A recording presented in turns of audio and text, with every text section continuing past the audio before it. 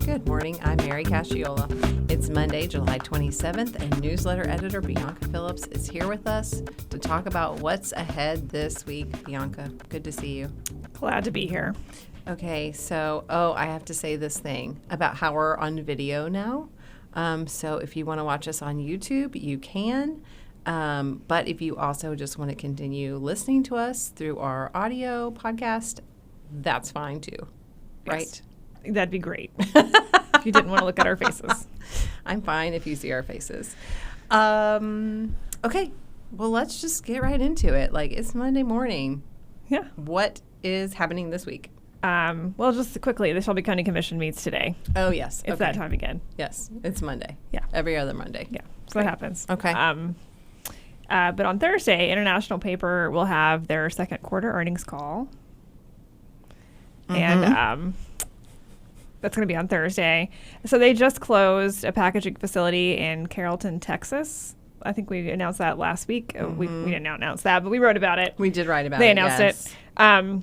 More than 60 employees are impacted by that closure. And that means their jobs will be gone, and they could get new jobs with the company, but those jobs no longer exist. Yes, Okay. That's what it sounds like. Yes. They also just temporarily closed a mill in Pine Hill, Alabama after a weather event. So lots going on at IP right now.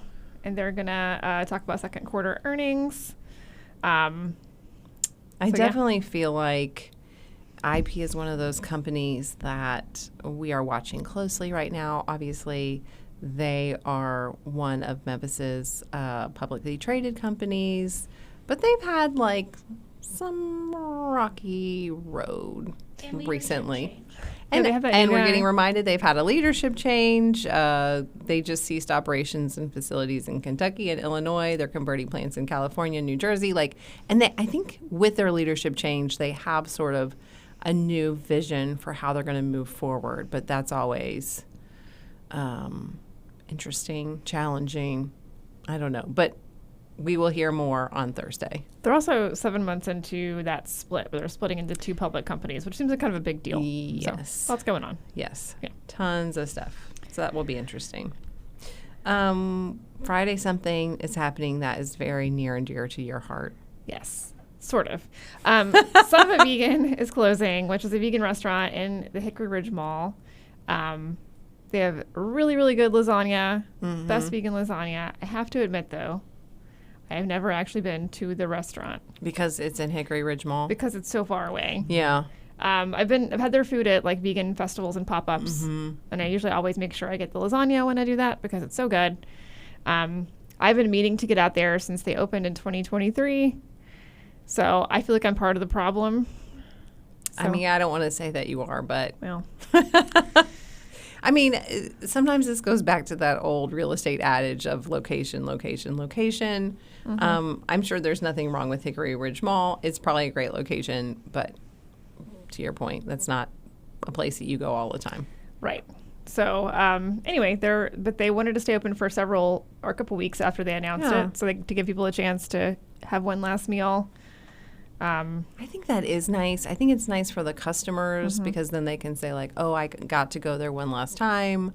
I also think it's nice for the staff because it gives them a little bit of like, oh, we're going to go ahead and you're going to have a job for however much longer. And then. Yeah, they announced it almost, I think, 2 weeks before so they're going to get like a 2 weeks notice, which is nice. That is nice. As a worker. But yeah. I might try to get out there this week. We'll see if I have time to get to Hickory Hill. But okay.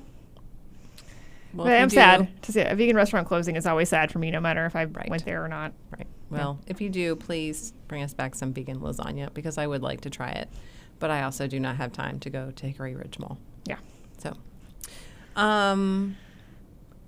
this weekend, Ducks Unlimited is having its annual expo at the Renaissance Convention Center, which is sort of interesting. You think they would have it at the Agri Center? Since they're based there. I was going to say, maybe they wanted to go off-site. maybe they want to go somewhere new. True. And I guess it is a more centrally, I guess the Agri Center is more centrally located, really. But for me as a Midtowner, not that I'm going to the Ducks Unlimited Expo, but downtown is more convenient for a Sure. lot of people, especially if we're getting like Mississippi and Arkansas people coming in. Right. I mean, hotels might also play Yeah. a role in this. We should have asked them, like, why are you holding at the Renaissance instead of at the Agri Center? But I guess we didn't. But they will have hundreds of exhibitors with innovations in hunting, fishing, boating, and outdoor recreation. I am sort of interested in this. I'm going to have to find a reporter to go out there because it's going to feature Ducks Unlimited's regional duck calling contest. Yes. And I'm sorry, that interests me. Maybe it shouldn't, but it does. That's probably, for me, the highlight when I was looking at what's happening here. I was like, that's cool.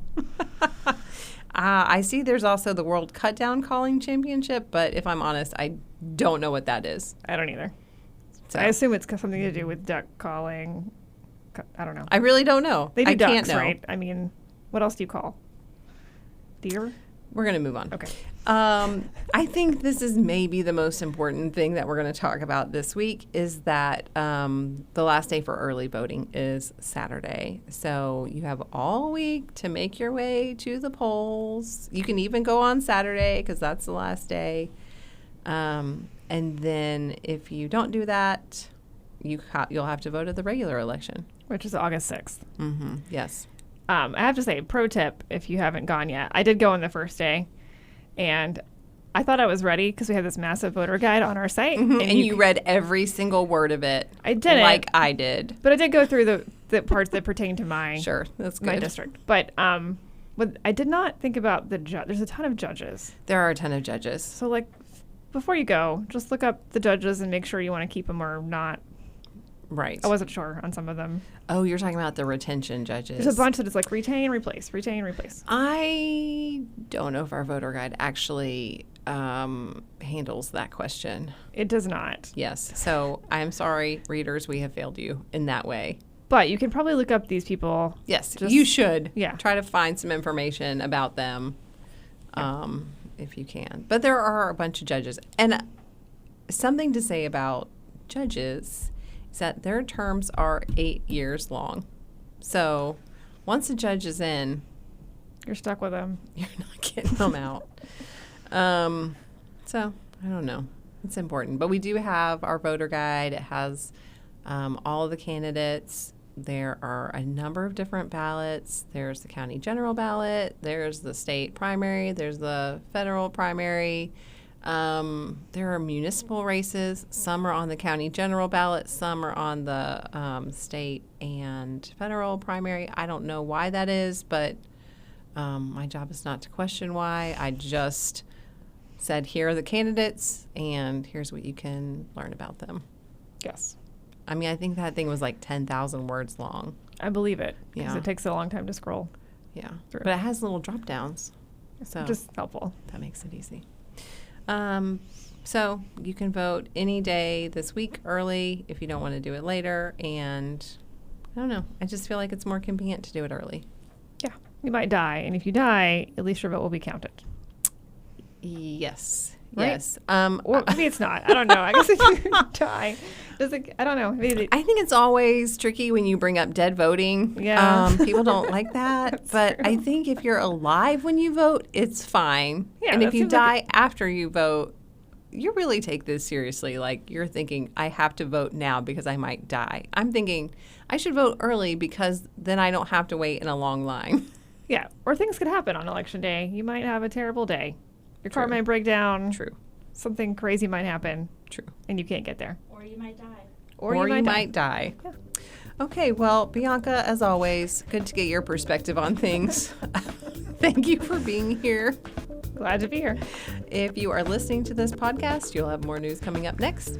And if you are watching this on YouTube, thank you, and we'll see you later on this week.